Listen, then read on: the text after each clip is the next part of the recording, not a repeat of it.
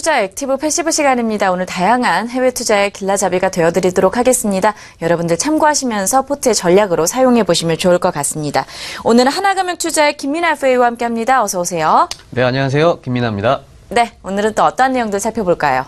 네, 오늘 전일 있었던 미국 시장 마감 뉴스, 주요 뉴스에 대해서 좀 말씀을 드리고, 그리고 저희 종목이었죠. 패시브 포트폴리오 종목 VNQ에 대해서 좀 설명을 드리도록 하겠습니다. 그동안 시간이 없어서 제가 설명을 많이 못 드렸던 부분들을 좀 보완을 해드리는 그런 시간 한번 가져보겠습니다. 자, 일단 어제 새벽 다우 지수 같은 경우에는 21,807.64포인트로 시장을 마감했습니다. 전일 대비 0.25% 상승한 수치가 되겠습니다. 미국 정부가 이제 셧다운에 대한 어떤 우려가 완화되면서 이렇게 약간 미국 3대 지수, 뉴욕 3대 지수가 다 상승 마감하는 그런 모습을 보였습니다. 이어서 나스닥도 보시면은 역시 전일 대비 상승했죠. 6,393.31포인트. 이게 전일 대비 0.28% 상승한 수치가 되겠습니다. 덕분에 저희 넷플릭스도 어제 전일 대비해서 2.7% 상승 마감을 했었죠. 아무래도 유가가 좀 상승을 하면서 에너지주들이 강세를 보인 그런 모습이고요. 에너지주가 전반적으로 1.6% 정도 상승하는 그런 모습을 보였습니다. 그리고 트럼프와 민주당이 공동 성명을 발표를 했습니다. 이제 허리케인 하비에 대한 정부 지원을 좀 강화를 하면서 그리고 부채 한도 증액 마감 기한을 이제 12월 15일까지 또 연장하는 그런 계획을 발표를 했습니다. 이런 것들이 호재가 되면서 증시를 견인한 것으로 그렇게 보고 있습니다. 그리고 베이지북 발표가 있었는데 이 베이지북 같은 경우에는 이제 허리케인 하비의 영향이 반영되지 않은 그런 거기 때문에 특별히 보실 거는 없다. 이 정도로 정리를 해드리겠습니다. 이어서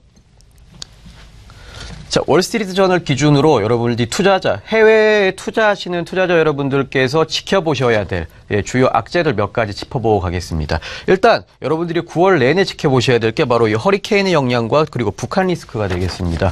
둘 다 위험하죠.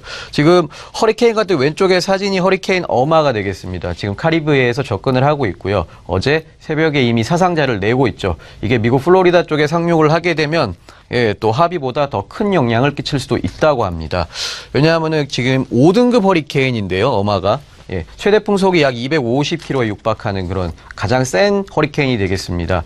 기존의 하비가 4등급이었다는 거 감안하면 굉장히 위험하다. 이렇게 보실 수 있겠고요. 이 부분 좀 주목하셔야 되겠고, 그리고 또 북한 리스크, 늘 지금 내내 한 달 넘게 따라가고 있죠. 이번에 6차 실험과 5차 실험이 근본적으로 다른 거는 6차 실험을 진행을 하고 환율이 원달러 환율이 5개월 내 최고치까지 상승을 했었습니다. 이런 것만 봐도 시장이 이미 이번 6차 수소폭탄 실험은 좀 리스크로 인식을 하고 있다. 이렇게 보셔야 될 것 같고요. 앞으로 북한이 어떻게 행동할지 이건 예측이 전혀 불가능한 그런 수준이기 때문에 또 트럼프가 어떤 말을 할지도 예측이 불가합니다. 그렇기 때문에 역시 분할 매수하는 것만이 살 길이겠죠. 그리고 또 이게 불화식성이 너무 심하니까 여러분들께서는 계속 지켜보시다가 아무래도 또 미사일 쏘고 이렇게 막 난리치고 하면은 더 하락할 우려가 분명히 있다는 점 자, 말씀을 드리겠습니다. 그리고 은행주와 보험주가 하락하던 한 주였죠. 이 부분 계속 지속되고 있고요. 은행주 하락은 아무래도 미국 연준에서 금리 인상에 대한 태도가 지금 뜨뜻미지근하죠. 그러니까 인상을 한다고 했는데 자꾸 미루고 있습니다. 이러다 보니까 그 부분이 금융 쪽에 영향을 미쳤고요.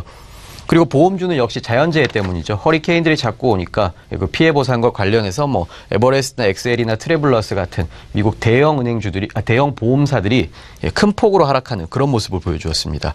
자, 이러면서 어제 소폭 하락하긴 했지만 그저께까지 금값은 매우 많이 상승을 했습니다. 뉴욕 상하거래소 기준으로 온수당 1,339.2달러까지 상승을 했죠. 이게 지난 1년 만에 거의 금값이 최고치까지 올라갔다. 그러니까 금 관련 ETF 대표적으로 이제 미국 쪽에는 GLD 같은 게 있겠죠. 이런 쪽에 투자하셨던 분들은 아무래도 수익률적인 측면에서 좀 좋은 모습 확인하셨을 거고요. 자, 이어서 저희 포트폴리오 잠시 보시면은 어제 새벽 시장 마감 감안을 해서 EM 중신증권 역시 좋은 모습 보여주고 있고요.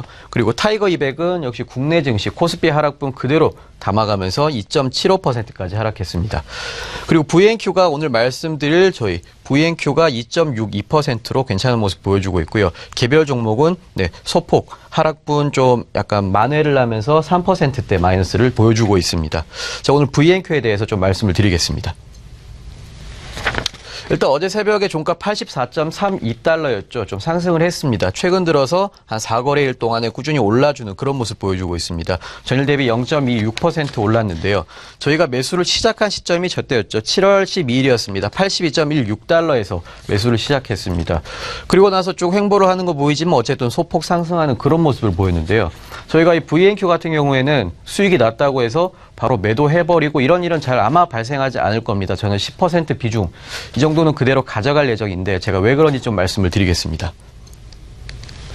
흔히 코어 에셋이라고 하죠. 핵심 자산이라고 합니다. 여러분들이 투자하시는 것 중에 돈 제일 많이 들어가 있는 거 누구나 마찬가지일 겁니다. 자, 주식, 채권, 부동산이죠. 그러니까 주식이랑 채권은 여러분 거래를 자주 하시는데 근데 부동산은 아직 간접적으로 투자할 수 있다는 사실을 아시는 분이 그렇게 많지는 않은 것 같습니다. 이 부동산도 역시 투자가 가능하고요. 자, 이 부동산 자산 특징이 있습니다. 주식과 채권의 장점을 모두 가지고 있다는 거죠. 그러니까 주식의 채권에 있어서 여러분 쿠폰에 적힌 만큼 이자를 받죠. 이 이자가 부동산 갖고 계신 분들은 어떻습니까? 임대 수익을 받게 되죠. 그리고 주가의 상승 부분은 역시 부동산 가격의 상승 부분, 요거가 같다고 보시면 되겠습니다. 이렇게 장점을 동시에 가져가실 수 있고요. 또 지금 가장 중요한 게 인플레이션 국면을 해지할 수 있다는 겁니다. 그러니까 인플레이션, 지금 트럼프 미국 대통령이 보호무역을 하려고 합니다. 보호무역하고 FTA 나가겠다 이렇게 때를 쓰고 있는데 이런 일이 실제로 발생을 하게 되면 미국 내 물가 상승 압력이 생기고요. 물가가 올라가게 되면은 사실 수익률이 의미가 좀 없어지게 되죠.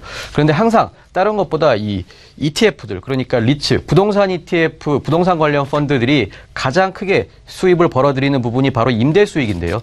이 임대 수익 같은 경우에는 항상 인플레이션이 실제로 일어나는 것보다 한 20bp 정도 높은 수준을 기록해 왔습니다. 그래서 인플레이션을 국면을 해지를 할 수 있는 좋은 대안이라는 점 좀 말씀을 드리겠고요. 자, 가장 중요한 거 역시 포트폴리오의 균형이죠. 저희가 패시브 포트폴리오 하면서 가장 말씀드리고 강조를 드리는 게 저희는 높은 수익보다 안정성입니다. 그러니까 시장 수익률을 좀 비팅하는 정도만 가자 항상 저희 이런 컨셉이죠. 그렇게 봤을 때 굉장히 바람직하죠. 분산하는 게. 자, 왼쪽 보시면은 실제로 어떤 섹터에 투자되는지 저희 VNQ가 나오고 있습니다. 뭐 주택도 있고요. 사무실도 있고 호텔 리조트도 있고 뭐 굉장히 많습니다. 자, 이런 것들이 고르게 분산이 되어 있죠. 미국에 있는 ETF들 중에 가장 고르게 분산이 되어 있고요. 그래서 아주 분산 효과가 크다. 그리고 미국에서 가장 큰 규모다. 여러분 펀드 선택하실 때 어떤 펀드를 막론하고 일반적으로는 만약에 내가 정말 고민이 된다. 너무 비슷해서 모르겠다라고 하면 설정액이 덩치 큰 그런 ETF를 선택하시는 게 좋습니다. 왜냐하면요. 운용사에서 사이즈가 커지게 되면 아무래도 조금 더 신경을 쓸 수밖에 없는 부분이 있습니다. 그리고 배당 수익 꾸준히 받으실 수 있고요. 작년 기준으로 4.27% 기록했었고요. 그리고 평균 비용도 굉장히 싼 편입니다. 그리고 포트폴리오의 안정성을 높이는 그런 역할을 하죠. 자, 이 부분 계속 강조드렸던 부분이고요. 그래서 여러분들 지금 국내 중소형주 가지고 중소형주가 변동성이 제일 크죠. 중소형주 가지고 계신 분들은 이 부분 중에 일부 한 20% 중 30% 이 정도를 지금 미국 부동산으로 이렇게 전환하시는 것도 굉장히 좋은 방법이라고 말씀을 드리겠습니다. 그리고 마지막으로 스타벅스 추가 매수 하겠습니다. 추가 매수 9월 7일 기준이죠. 종가 54.31달러였죠. 소폭 빠졌습니다. 자, 이 가격대 기준으로 저희 5%만 추가 매수해서 가도록 하겠고요. 이유는 저희가 다음 주 수요일에 자세히 한번 짚어보도록 하겠습니다. 포트폴리오 함께 점검을 해봤고요. 스타벅스 같은 경우는 추가 매수 관점으로 이야기를 하셨습니다. 구체적인 모멘텀들 다음 시간을 기대해 주시면 좋을 것 같습니다. 해외 투자 액티브 패시브 시간이었고요. 하나금융투자의 김민아 FA와 함께했습니다. 오늘 말씀 고맙습니다. 감사합니다.